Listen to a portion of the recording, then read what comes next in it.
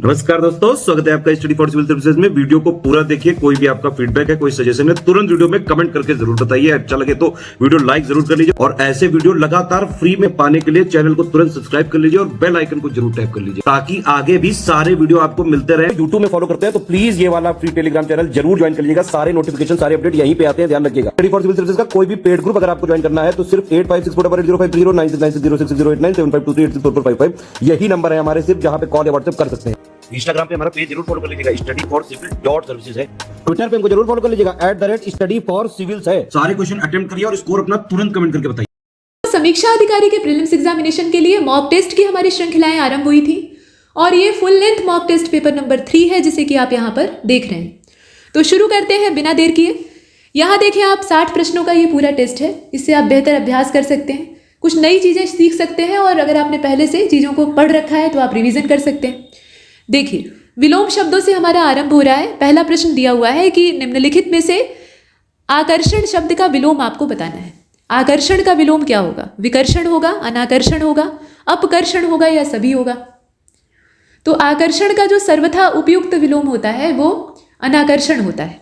ठीक, आकर्षण का अनाकर्षण जो है वो सर्वथा उपयुक्त होता है। ये अगर मौजूद है तो बाकी हम किसी को नहीं चुनेंगे। इसके बाद देखते हैं प्रश्न संख्या 2 को। तमस, तमस का आपको विलोम बताना है। तो तमस का मतलब बुराई भी होता है, अंधकार भी होता है, लेकिन यहाँ पर जो दिए हैं उसी में आपको चुनना होगा। तो सत्व होगा, तरल होगा, तरुण होगा, तिक्त होगा।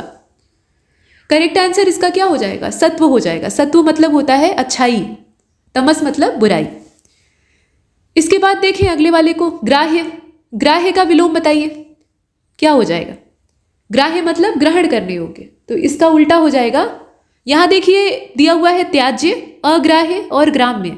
तो ग्राम्य तो होगा नहीं, त्याज्य ग्राह्य का विलोम है, आप जानते ही हैं। और ग्राह्य में अगर आप अ लगा देते हैं शुरुआत में, अर्थात एक उपसर्ग जोड़ देते हैं, तो भी ये विलोम बन जाता है।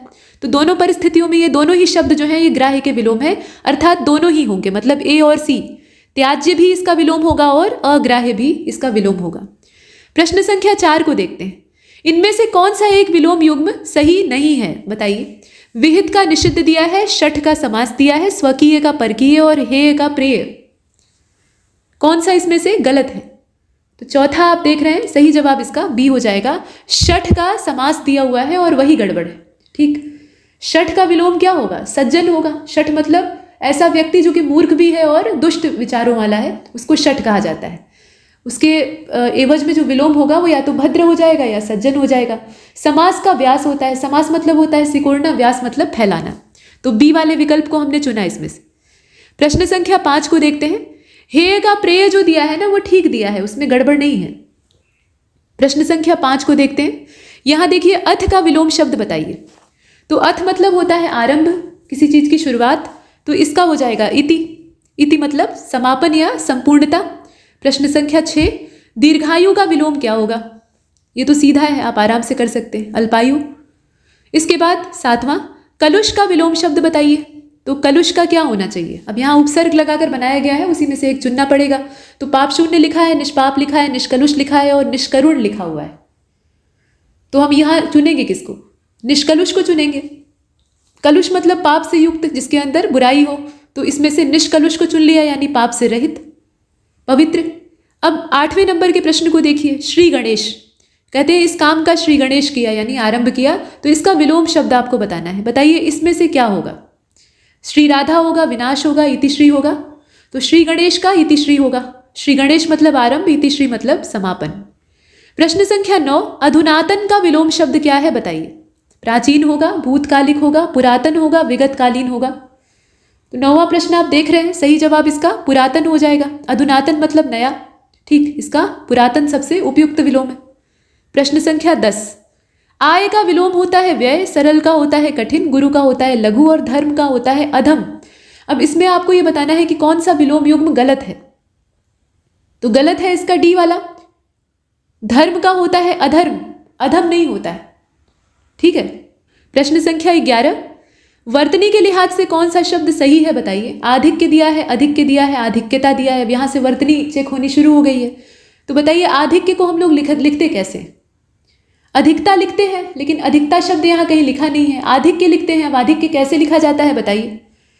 तो इसमें से सही जो शुद्ध शब्द है वो हमारा ए वाला ही है। आधिक्य लिखा जाता है बिल्कुल ऐसे ही। प्रश्न संख्या 12 को देखते हैं। यहाँ सही शब्द आपको बताना है कौन सा है। मुकुंद लिखा है, यशोलाभ लिखा है, मारुति लिखा है, मोहार लिखा है। इसमें जो शुद्ध वर्तनी वाला है वही आपको चुनना है। देखें और बताएं। तो प्रश्न संख्या 12 को आप देख रहे हैं, सही जवाब इसका बी हो जाएगा। यशोलाभ जो इसमें लिखा हुआ है वो ठीक लिखा हुआ है। बाकी सारे शब्दों में वर्तनी का दोष है।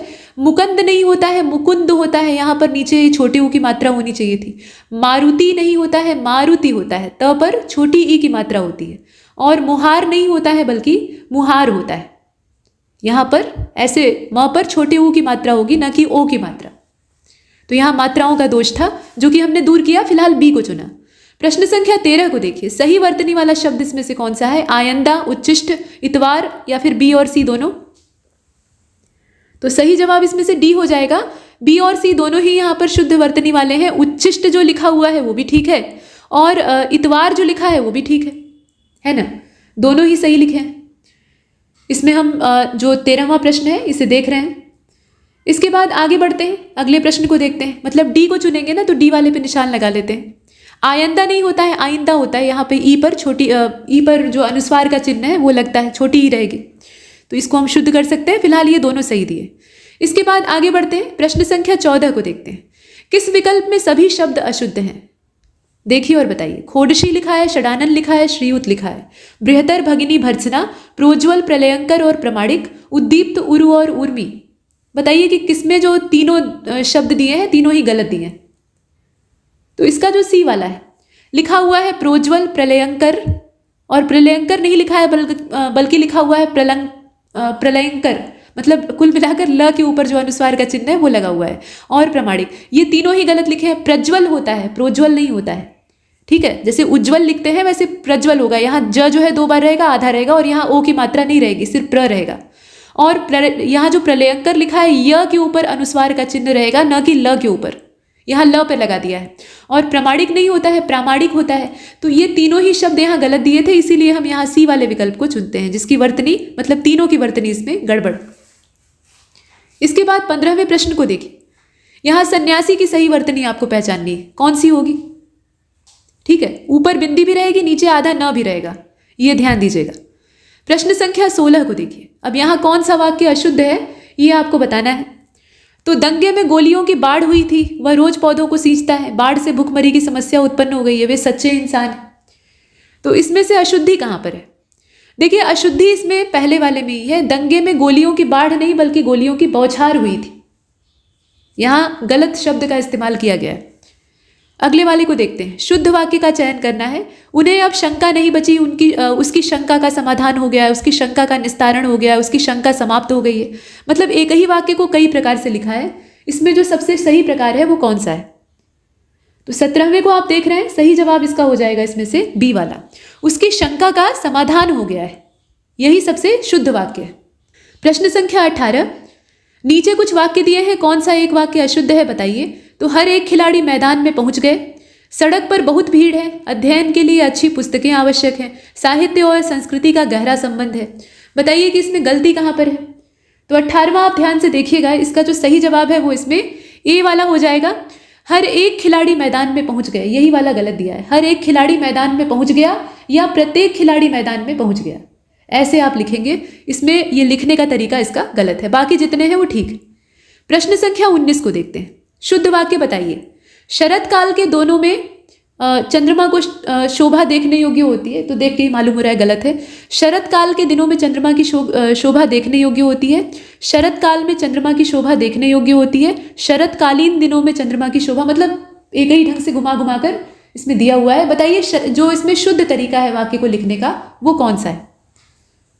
तो सही जवाब इसका सी वाला हो जाएगा। ठीक, यही सबसे इसमें बेहतर तरीका है।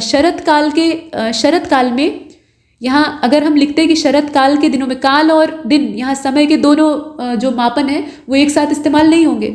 तो शरद काल में चंद्रमा की शोभा दर्शनीय होती है या देखने योग्य होती है, ये वाला सही। 20वें को देखिए। अशुद्ध वाक्य आपको चुनना है। अब प्रश्न संख्या 20 को देखिएगा। अशुद्ध वाक्य आपको इसमें से चुनना है। अध्ययन के लिए अच्छी पुस्तकें आवश्यक है, हर एक खिलाड़ी मैदान में पहुंच गए, साहित्य और संस्कृति का गहरा संबंध है, और डी में लिखा हुआ है कि भाई ए और बी दोनों ही गलत है। तो डी वाला एकदम ठीक बोल रहा है। असल में ए और बी दोनों ही यहाँ पर निकम्मे हैं, दोनों को शुद्ध करने की आवश्यकता है। तो आइए इन वाक्यों को सीधे रास्ते पर ले आते हैं। पहला वाक्य जो है इसमें कहा गया कि अध्ययन के लिए अच्छी पुस्तकें आवश्यक हैं। आप जानते हैं अध्ययन कैसे लिखा जाता है। और हर एक खिलाड़ी मैदान में पहुंच गए नहीं। बाकी सी वाला एकदम ठीक दिया है, तो उसमें कोई समस्या ही नहीं है, हमने डी को चुना। इसके बाद अब यहाँ से फिर हमारा जो मोड है वो बदल गया है। अब हम वाक्यांश के लिए एक शब्दों की ओर चल रहे हैं। ये वाला आयोग बहुत तेज पूछता है। ये नायिकाओं का प्रकार, नायकों का प्रकार, मतलब भरत मुनि का जो नाट्य शास्त्र है वहाँ पर आयोग की विशेष रुचि दिखाई देती है। और इसमें देखें, वह स्त्री जिसका पति परदेश गया हो या विदेश गया हो, उसके लिए एक शब्द आपको बताना है। 2 तरह के वाक्य होते हैं, परदेश जाने वाला है और परदेश चला गया है, दोनों में अंतर है। मतलब अभी अटैची ब्रीफकेस अपना पैक करके टिकट वगैरह कटवा लिया है और जाने की तैयारी कर रहा है, तो उसकी जो पत्नी है या उसकी जो प्रेमिका है वो देख देख कर आंसू बहा रही है, दुखी हो रही है, एक वो कंडीशन है। और दूसरी ये है कि भाई वो बोरिया बिस्तर समेट के जा चुका है और उसकी जो प्रेयसी है, उसकी जो प्रियतमा है, मतलब प्रेमिका, वो घर बैठ के रो रही है, उसकी प्रतीक्षा कर रही है। 2 कंडीशन हो सकती है। तो अब यहाँ पर यह है ना कि वो चला गया है, तो चला गया है, तो ऐसी कंडीशन में महिला को क्या कहा जाएगा? प्रोषित पति का कहा जाएगा कि प्रवत्सित पति का कहा जाएगा? बाकी आप भी जानते हैं कि नवोढ़ा और आगत पति का होने वाला है नहीं। तो आप जानते हैं कि जब चला गया है तो प्रोषित पति का कहेंगे, ठीक है? प्रोषित पति का या प्रेषित पति का कहा जाएगा अगर उसका पति पहले से परदेश में चला गया है और नायिका जो है वो इस वजह से दुखी है। अगर जाने वाला है तब प्रवत्सित पति का, यानी प्रवास की तैयारी कर रहा है और उसको प्रवास के लिए तैयार होता है देख के जो उसकी प्रेयसी है वो दुखी हो रही है, तब प्रवत्सित पति का को चुनेंगे। लेकिन ऐसा यहाँ है नहीं, तो इसलिए हम बी को नहीं चुनेंगे। नवोढ़ा उस महिला को कहा जाता है जिसकी अभी नई नवेली शादी हुई है। आगत पतिका का मतलब क्या है? जिस प्रेयसी का पति या जिस नायिका का पति परदेश से लौट आया है। तो यहाँ पर हमने ए को चुना। प्रश्न संख्या 22, जिसके हृदय पर आघात हुआ है उसको हम क्या कहेंगे? अच्छा, ये नायिकाओं और नायकों का प्रकार ना थोड़ा पढ़ लीजिएगा, आयोग कभी कभी इसमें बड़ी गहराई में घुस जाता है। तो जैसे नायिकाओं का प्रकार आप देखते हैं ना, असूर्यम पश्या, प्रोषित पतिका, आगत पतिका, आगमिस्थित पतिका, आक्रमिता नायिका, इस तरह के तमाम शब्द आपको दिखाई देते हैं। बहुत सारे हमारे ही टेस्टों में अनोखे शब्द आपको जो ऑफलाइन टेस्ट है उसमें देखने के लिए मिलेंगे, अभी उसका भी वीडियो आएगा, तो वो देख लीजिएगा। साथ में जो नायकों के प्रकार हैं, ऐसा नहीं है कि भरत मुनि ने सिर्फ नायिकाओं की ही वैरायटी बांट के रखी हुई है, नायक भी हैं। नायक में मूल रूप से धीर ललित, धीर प्रशांत, ऐसे आपको शब्द दिखाई देंगे, धीरोद्धत, धीरोदात। तो इनका मतलब क्या होता है ना, ये बहुत मतलब फेवरेट एरिया है आयोग का। आगे बढ़ते हैं भाई, 22वें को देखते हैं। जिसके हृदय पर आघात हुआ है, ये वाक्य है, बताइए इसके लिए एक शब्द क्या होना चाहिए? जिसके हृदय पर आघात हुआ है, मर्माहूत, मर्माहित, मर्माहुत, मर्माहत।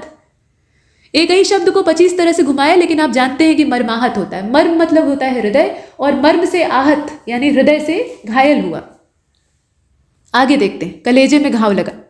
प्रश्न संख्या 23, अभिज्ञ शब्द के लिए एक उपयुक्त वाक्य आपको बताना है। कुछ लोग जो है वो अभिज्ञ, अनभिज्ञ और भिज्ञ में कंफ्यूज हो जाते हैं, तो हमेशा ये जानते रहिए। देखिए, अभिज्ञ या भिज्ञ दोनों का मतलब होता है जानकार।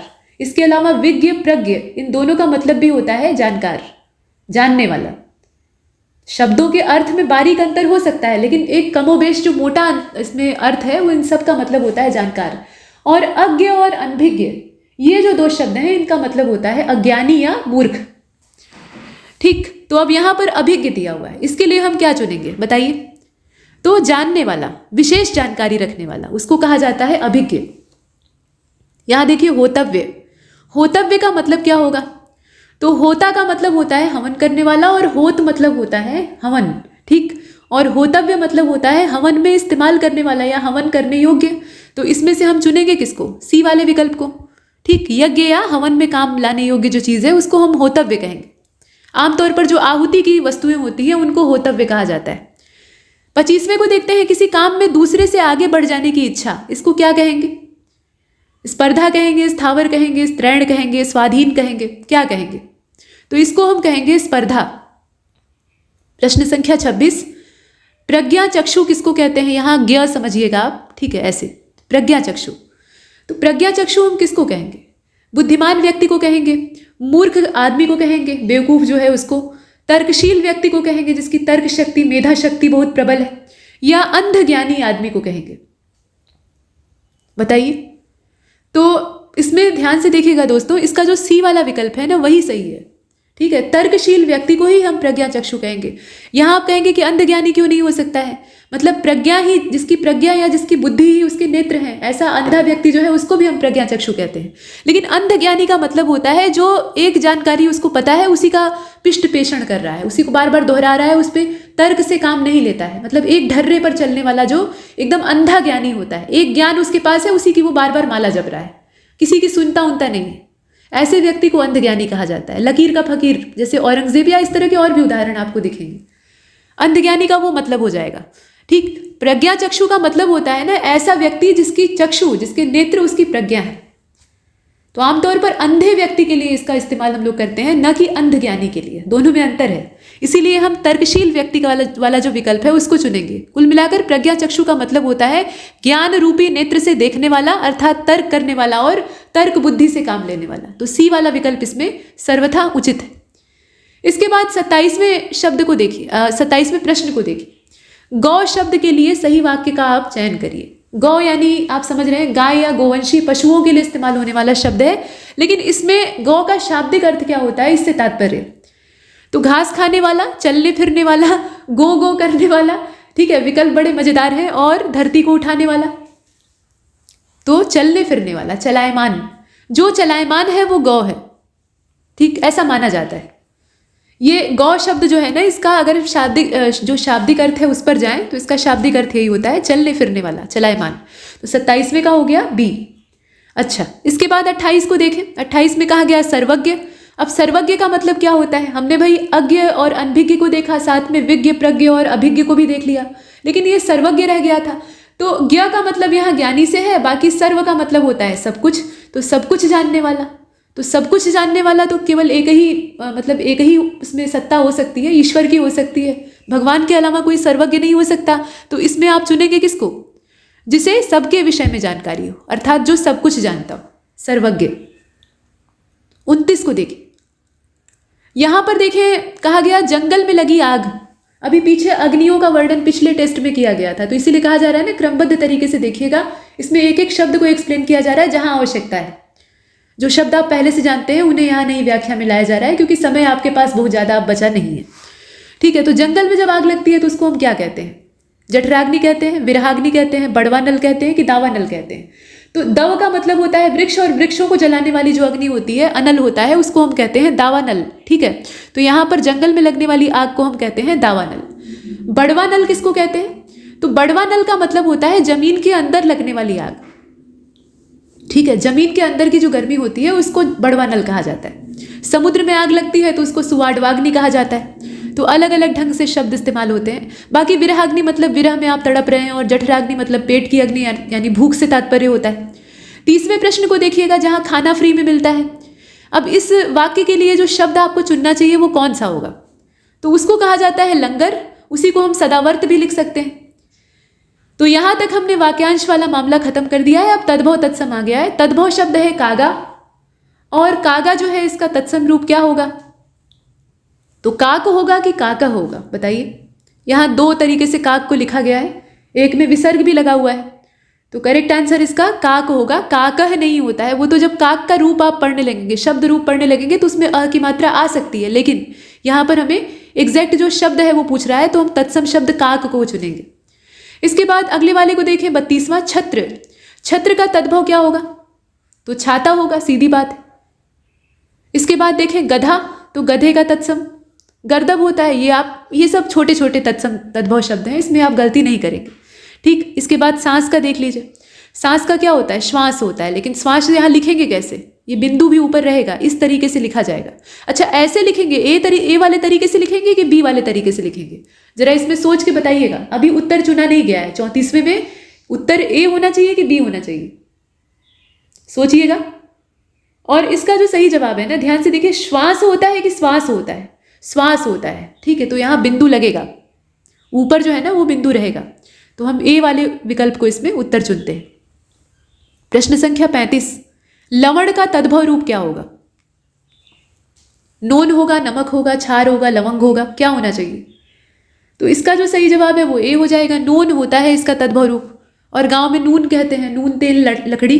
ठीक, अब नेवला का देख लीजिए, नेवले का क्या होता है? नेवला एक जंतु होता है जो कि बड़ा आक्रामक होता है और सांप के साथ युद्ध कर लेता है। सांप इसको बेतहाशा काटता है, लेकिन सांप के जहर का इसके ऊपर कोई असर नहीं होता है। कुछ समय के लिए अचेत हो जाएगा, फिर होश में आकर लड़ना चालू कर देगा। सांप और नेवले की लड़ाई बड़ी ही एक्साइटमेंट से भरी हुई होती है। कुछ देर तक आप दोनों को देखेंगे तो लगेगा कि दोनों मर जाएंगे, और सही में दोनों मरे हुए दिखाई भी देते हैं, मतलब अधमरे पड़े रहेंगे। उसके बाद कुछ देर बाद फिर चैतन्य होकर लड़ने लगेंगे। तो नकुल होता है इसका तात्पर्य, ठीक। नकुल इसका तत्सम शब्द है, नेवला इसका तद्भव होता है। इसके बाद प्रश्न संख्या 37 को देखिए। कौन सा एक शब्द तत्सम नहीं है? अग्नि, घोटक, मोती और घट। इसमें देखिए तत्सम जो नहीं है वो आपको पहचानना है। मोती का होता है मुक्ता। मुक्ता इसका संस्कृत शब्द है, तत्सम शब्द है, और मुक्ता का ही विशेषण होता है मौक्तिक, ठीक। तो ये जो मोती लिखा हुआ है ये तद्भव शब्द है, बाकी जितने हैं वो तत्सम है। अच्छा, प्रश्न संख्या 38, यहाँ जोड़े बना के रखे हुए हैं, तत्सम तद्भव के जोड़े हैं। इसमें जो सही नहीं है वो आपको पहचानना है। वचन का बैन दिया है, कपाट का कपड़ा, पुराण का पुराना और गंभीर का गहरा। तो 38 आप ध्यान से देखिएगा, सही जवाब इसका क्या हो जाएगा? बी हो जाएगा। कपाट और कपड़ा ये दोनों भिन्न शब्द हैं, ठीक। किवाड़ जो है दरवाजे को कहा जाता है, तो किवाड़ तद्भव हो गया, कपाट उसी का संस्कृत यानी तत्सम शब्द होता है, और कपड़े का जो तत्सम होता है वो करपट होता है। यहाँ पर कपाट दे रखा है, तो बी वाला ऑप्शन इसमें गलत दिया हुआ है, बाकी जितने हैं ठीक है। प्रश्न संख्या 39, पलंग का तत्सम रूप अभी पिछले वाले टेस्ट में हमने किया है। अच्छा, 40वें को देखते हैं। यहाँ अखरोट दिया हुआ है, अखरोट आप खाते हैं, तो बताइए इसका तत्सम रूप क्या होगा? ये आयोग कई बार पूछा है, बताइए। तो 40वां आप जानते ही है, इसका डी हो जाएगा, अक्षोट होगा। ध्यान दीजिएगा, अक्षरोट नहीं होगा, अक्षोट होगा। अब इसके बाद 41वें को देखते हैं। यहाँ आ जाइए, देखिए पशु शब्द का विशेषण क्या होगा बताइए? पाश्विक होगा, पशुत्व होगा, पशुता होगा, पशुपति होगा। तो 41 को आप ध्यान से अगर देख रहे हैं तो पाश्विक जो है वो इसका उचित विशेषण होगा। पाश्विक, पशु का जो विशेषण शब्द है वो पाश्विक। 42 को देखते हैं, सार्वनामिक विशेषण किस वाक्य में है? राम को कुछ खाने के लिए दे दो। विवेक बहुत होशियार छात्र है, वह गीत गा रही थी। राम 1 किलो दूध पी गया। अब बताइए इसमें से सार्वनामिक विशेषण कहाँ पर इस्तेमाल हुआ है? ये नहीं पूछ रहा है कि विशेषण क्या क्या है और कहाँ इस्तेमाल हुआ है, सिर्फ सार्वनामिक विशेषण आपको देखना है। तो बताइए इसमें कौन सा होना चाहिए? 42 करेक्ट आंसर सी हो जाएगा, वह गीत गा रही थी। यहां पर जो सार्वनामिक विशेषण है वो वह गीत गा रही थी इसी वाक्य में है, ठीक है। इसका जो सी वाला ऑप्शन है वही चुनेंगे। इसके बाद आगे बढ़ते हैं, प्रश्न संख्या 43 को देखते हैं। यहां पर विशेष्य पद आपको पहचानना है, कौन सा होना चाहिए, तो पहचानिए और बताइए। देखिए इसमें अगर आप देखें तो जितने भी यहाँ शब्द आपको दिखाई दे रहे हैं सारे के सारे विशेष्य हैं, मतलब मूल रूप से स्वतंत्र अवस्था में देखा जाए तो ये संज्ञाएं हैं स्त्रीलिंग में, उमा, कालिमा, मधुरिमा, महिमा, ठीक। तो ये विशेष्य ही है सारे के सारे, इसमें कोई अलग से चुनने का प्रश्न ही नहीं उठता है। इसके बाद 44वें प्रश्न को देखिएगा। दशरथ के प्राण राम के लिए आकुल थे। अब इसमें आपको बताना है कि मुख्य विशेष्य इसमें क्या है, मतलब ऐसा शब्द आपको चुनना है जिसके चारों ओर विशेषण घूम रहे हैं। तो दशरथ के प्राण राम के लिए आकुल थे, यहां पर आकुल शब्द जो है वो किसकी विशेषता बता रहा है?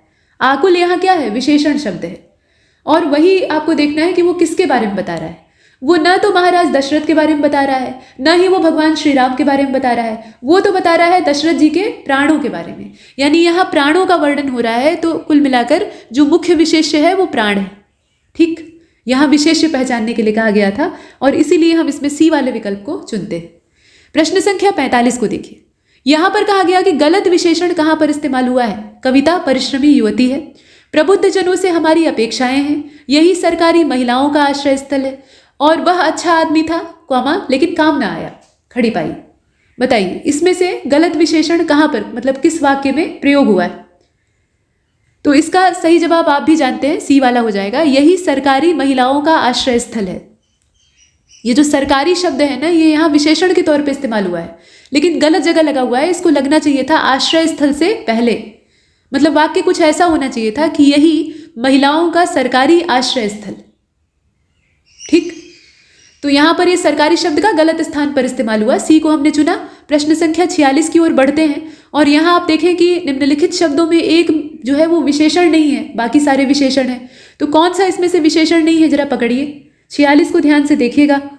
तो 46 जो है इसका सही जवाब इसमें से डी हो जाएगा, ठीक है, गर्भ जो शब्द है ना, ये विशेषण नहीं है, ये विशेष्य है। प्रश्न संख्या 47 को देखिए, यहां पर कहा जा रहा है कि कौन सा विशेष्य है? अजय, अजित, आराध्य और आश्रित। 47 सही जवाब इसका अजय हो जाएगा। अजय इसमें से विशेष्य है, बाकी जितने हैं वो सारे के सारे विशेषण हैं। अगले वाले यानी 48वें में फिर पूछा गया कि विशेष्य कौन सा है? आकाशीय, आकाश, आराध्य और आश्रित। 48 को आप देख रहे हैं, और इसका जो सही जवाब है वो इसमें बी हो जाएगा। आकाश इसमें विशेष्य है, बाकी सारे विशेषण हैं।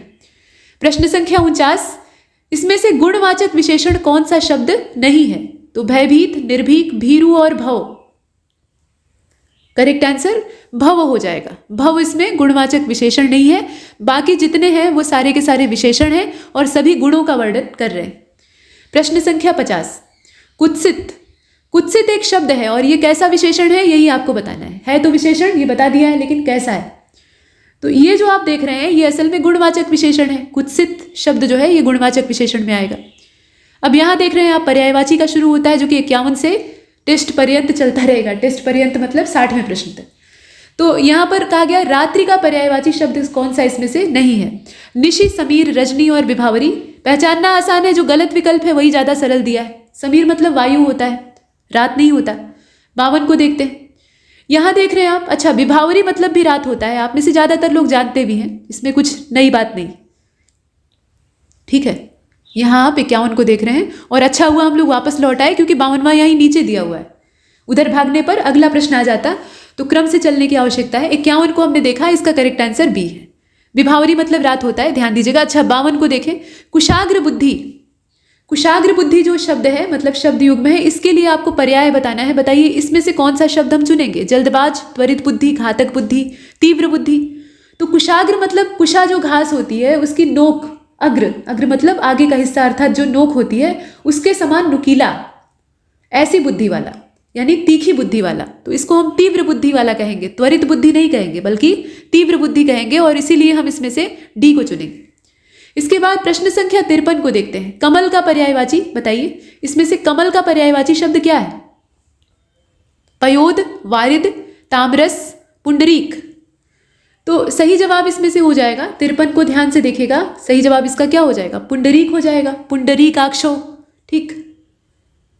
पुंडरीकाक्षो मतलब पुंडरीक के समान अक्षों वाले यानी नेत्रों वाले। तो ये भगवान की स्तुति की जाती है। पुंडरीक मतलब कमल होता है। भगवान को यानी भगवान विष्णु को, उनके अवतारों को भी कमल नयन कहा जाता है, राजीव नयन कहा जाता है। तो ये कमल का पर्यायवाची है। बाकी पयोद और वारिद जो है ये बादल के पर्यायवाची, और ये स्वर्ण का पर्यायवाची। प्रश्न संख्या 54 को देखें। अब यहाँ आ जाते हैं, तो कौन सा शब्द आकाश का पर्याय नहीं है? अवनी, गगन, अंबर और नभ। तो अवनी जो है ये धरती का होता है ना? आराम से आप चुन सकते हैं, इसमें ज़्यादा फंसने की ज़रूरत नहीं है। ऐसे सामान्य जो प्रश्न हैं उन्हें आप आराम से हल कर सकते हैं। 55 को देखिए, हिरण्यगर्भ। हिरण्यगर्भ जो है ये एक शब्द है, पर्यायवाची के तौर पे काम आता है, लेकिन ये असल में किस शब्द का पर्यायवाची है या किस चीज़ का पर्याय है? गणेश जी का है, विष्णु भगवान का है, भगवान शिव का है, या ब्रह्मा जी का है? तो ये ब्रह्मा जी का पर्यायवाची है। हिरण्यगर्भ जो है ये ब्रह्मा जी को कहा जाता है। 55 को आपने डी वाले ऑप्शन को इसमें से चुना। प्रश्न संख्या 56, शिखा। शिखा के लिए कौन सा अर्थ गलत है बताइए? तो दीपक की लौ, कलगी, शिक्षा, शिखर। तो ध्यान से अगर आप देखें तो दीपक की जो लौ होती है मतलब जो वर्तिका दीपक में होती है यानी बत्ती होती है, उसका जो एकदम अग्रभाग होता है जहां आप आग लगाते हैं उसको शिखा कहा जाता है। ठीक, मतलब वहां से जो अग्नि प्रज्वलित होती है उसको शिखा कहा जाता है। और कलगी जो होती है मतलब मुर्गे के सिर पर हो या फिर आपकी पगड़ी में कलगी लगी हो तो उसको भी शिखा बोलते हैं। और आपकी जो चोटी होती है पीछे, पूरे शरीर को पूरे सिर को छीलने के बाद मतलब चूड़ा कर्म करने के बाद पीछे एक चोटी छोड़ दी जाती है ना, तो वो जो है उसको भी शिखा कहा जाता है। शिखर को भी शिखा कहते हैं, लेकिन शिक्षा को हम शिखा नहीं कहते। अच्छा, 57 को देखें। अतनु का पर्यायवाची शब्द क्या होगा बताइए? ठीक, देखिए, तो अतनु का मतलब क्या? जो तनु से रहित है यानी शरीर से रहित है। तो शरीर किसका नष्ट हो गया था? शरीर नष्ट हो गया था कामदेव का, और कामदेव को कहा जाता है मनोज। ठीक, भगवान शिव ने अपनी तीसरी आंख खोल के इन्हें भस्म कर दिया था क्योंकि ये मन बढ़ई कर रहे थे, मतलब भले काम के लिए कर रहे थे, लेकिन फिर भी इन्होंने भगवान शिव के ऊपर अपने पुष्प बाण चला दिए थे जिससे कि वो क्रोधित हो गए थे, तो इनका शरीर जलकर राख हो गया। बाद में प्रद्युम्न के रूप में इनका जन्म होता है। तो कुल मिलाकर मनोज यानी कामदेव को कहा जाता है अतनु। बाकी ईश्वर, कृष्ण और वसंत तो आप अलग देख ही रहे हैं। अच्छा, 58 को देखें, थकावट। थकावट शब्द का आपको पर्यायवाची ढूंढना है, इसमें से क्लांति होगा, ठीक। श्रांति और क्लांति ये दोनों शब्द जो हैं ये थकावट के पर्यायवाची। इसके बाद प्रश्न संख्या 59, श्रांति, शांति नहीं, श्रांति, श्रांति समझ रहे हैं ना, ये वाला श्रांति, श्रांति ऐसे लिखिए, चाहे आधा न लगा के लिखिए, इसका मतलब भी थकावट होता है। चलिए प्रश्न संख्या 59 को देखते हैं, परशुराम। तो परशुराम जी जो है इनका पर्यायवाची जो नहीं है वो आपको बताना है। भार्गव, भृगुनंदन, रेणुका तनय और शिवप्रिय। तो भगवान शिव के ये मतलब पूजक थे, इसमें कोई संदेह नहीं है। शिव धनुष से इनका विशेष लगाव था, लेकिन यहाँ पर आपको पर्याय ढूंढना है ना, तो प्रचलित जो शब्द किसी व्यक्ति के नाम पर जुड़े रहते हैं उसी को चुनना होता है। तो 59वें का जो करेक्ट आंसर है वो डी हो जाएगा। इन्हें शिव प्रिय के नाम से नहीं जाना जाता था, ठीक है। भगवान शिव के ये अनन्य भक्त थे, इसमें कोई संदेह नहीं है, लेकिन शिवप्रिय इन्हें नहीं कहा जाता है। बाकी रेणुका इनकी माता का नाम था। भृगु जी के मतलब भृगु ऋषि के वंश में इनका जन्म हुआ था, इसलिए इन्हें भार्गव कहा जाता है। प्रश्न संख्या 60 को देखते हैं। यहाँ चांदनी का पर्यायवाची शब्द कौन सा नहीं है आपको बताना है। चंद्रातप, मयंक, कौमुदी और ज्योत्सना। तो ध्यान से देखिए, चांदनी के बाकी तो पर्याय हैं, लेकिन मयंक शब्द जो है ये चंद्रमा का पर्याय है, चांदनी का नहीं, ठीक। तो इसे हमने चुनकर बाहर कर दिया। बाकी सारे चांदनी के पर्याय हैं, उनको हमने रख दिया। तो 60 प्रश्नों का मामला हमने यहाँ खत्म किया है, लेकिन हमारी जो सीरीज है वो अभी खत्म नहीं हुई है। अभी तो 3 ही मॉक टेस्ट आपने देखे हैं, चौथा अवश्य देखिएगा, आगे वीडियो आने वाला है। हमारे साथ बने रहिए, इसमें इतना ही। तब तक के लिए नमस्कार।